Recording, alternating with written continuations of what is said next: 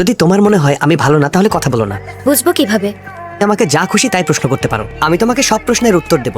যদি আমার পছন্দ না হয় কফির বিন বের করে এখানে রেখে দিও।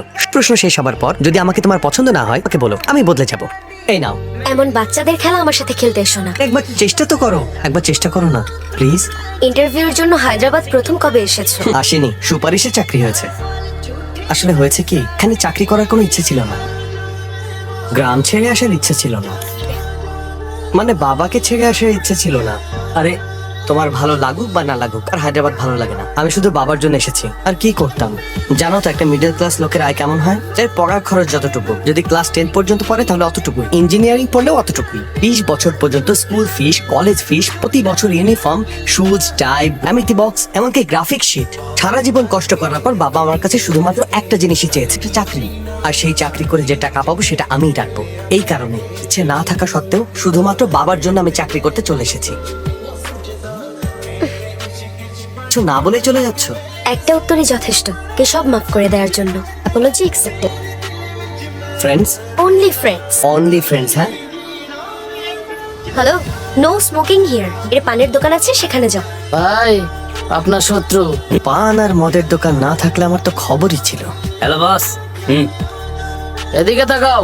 ভাই 2 বছর ধরে অন্য বৌদিরে ভালোবাসে, ফিরে এসে জুইরা বইছো না। তুমি আন্নুকে ভালোবাসো? হ্যাঁ, তাহলে এবার লাভ স্টোরিটা বলো। আন্নুকে প্রথমবার আমি রেজে যাওয়ার সময় দেখেছিলাম।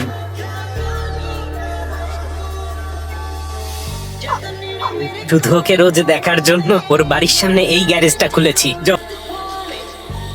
আন্নু তো তোমাকে অনেক বেশি পছন্দ করে। তো আমি এরকমই। শোনো, একটা কথা বলি, অফিসে আমি অলরেডি একটা মেয়েকে লোন দিয়েছি। এর মানে তুমি ওর শুধু বন্ধু না, অফিসের মেয়েটা প্রেমিকা। কোথায় শাহরুখ খান আর কোথায় খিলিপা। ওটা মানো না। Madam, order please. 2 black coffee and 2 spring roll okay ma'am. আর কিছু লাগবে ম্যাডাম? and 2 grill sandwiches. তুমি ঠিক আছো? এই শোনো, বলে দাও স্যান্ডউইচটা নেই। আমি মিথ্যা বলি না। আমি এখানে নতুন এসেছি, প্রথমবার একটা মেয়েকে কফি শপে নিয়ে এসেছি, মানা করে দেবে? আচ্ছা, করে দেব।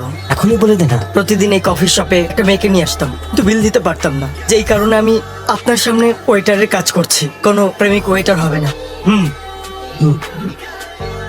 সরি ম্যাডাম, গ্রিল স্যান্ডউইচ নেই। তাহলে ঠিক আছে।